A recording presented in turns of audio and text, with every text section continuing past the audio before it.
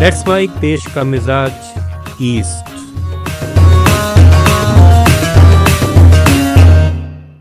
देश का मिजाज, आइए जानते हैं भारत के पूर्वी राज्यों की आज की खास खबरें।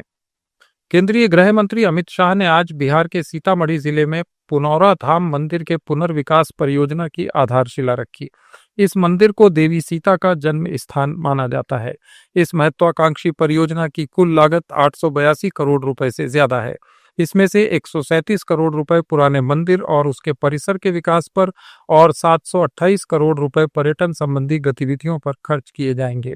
अमित शाह ने एसआईआर के मुद्दे पर जनसभा में कहा कि जो भारत में नहीं जन्मा है उसे वोट देने का अधिकार नहीं है। अरे मुझे बताएं लालू प्रसाद जी, किसको बचाना चाहते हो?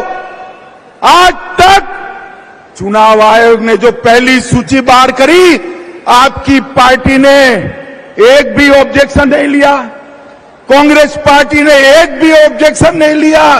और आप बचाना किसको चाहते हो? जो बांग्लादेश से आकर मेरे बिहार के युवाओं की नौकरी खा जाते हैं, उनको बचाना चाहते हो?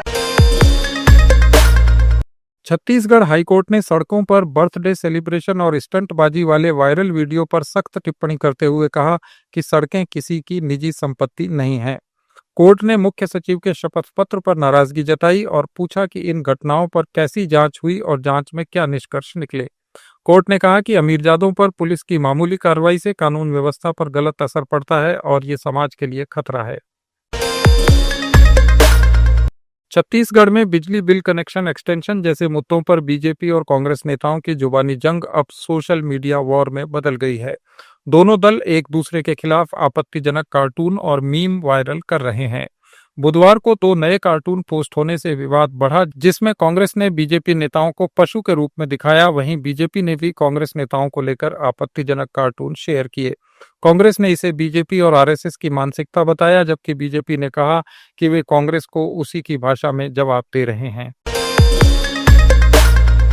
बिहार विधानसभा चुनाव से पहले प्रशांत किशोर ने बीजेपी नेताओं पर भ्रष्टाचार के आरोप लगाए।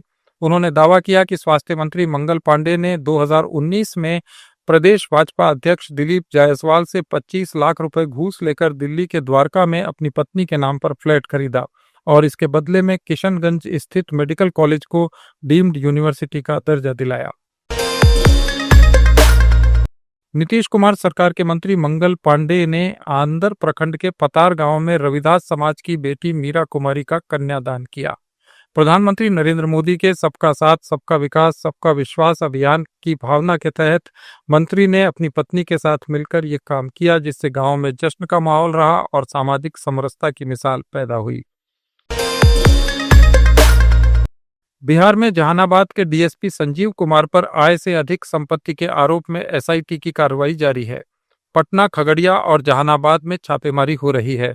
डीएसपी पर करीब 1.5 करोड़ रुपए की अवैध संपत्ति बनाने का आरोप है। निगरानी थाने में केस दर्ज होने से पुलिस महकमे में हड़कंप मचा हुआ है। झारखंड के पलामू, गढ़वा और लातेहार जिलों में पुलिस ने विशेष अभियान चलाकर बड़ी सफलता हासिल की है।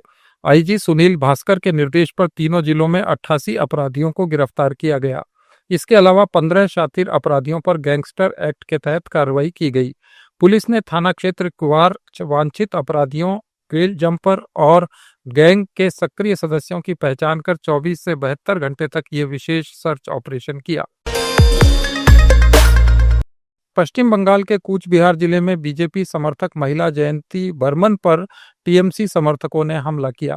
महिला ने आरोप लगाया कि टीएमसी के स्थानीय नेता ने उनकी 8 महीने की गर्भवती बेटी पूर्वी बर्मन के पेट पर लात मारी। इसके अलावा उन्होंने एम्बुलेंस को रास्ते में ही रोक दिया। इसके बाद पुलिस ने मां बेटी को अस्पताल पहुंचाया, जहां पूर्वी की हालत गंभीर बताई जा रही है। हमलावरों ने जयंती के घर तोड़फोड़ की और डिलीवरी के लिए रखे 1 लाख रुपए भी लूट लिए।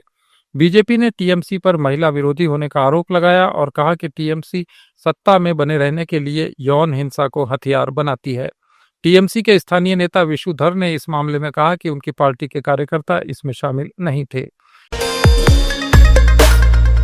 ये थे भारत के पूर्वी राज्यों के आज के प्रमुख समाचार। अपडेट्स के लिए जुड़े रहिए लेट्स माइक के साथ। आप सुन रहे थे लेट्स माइक।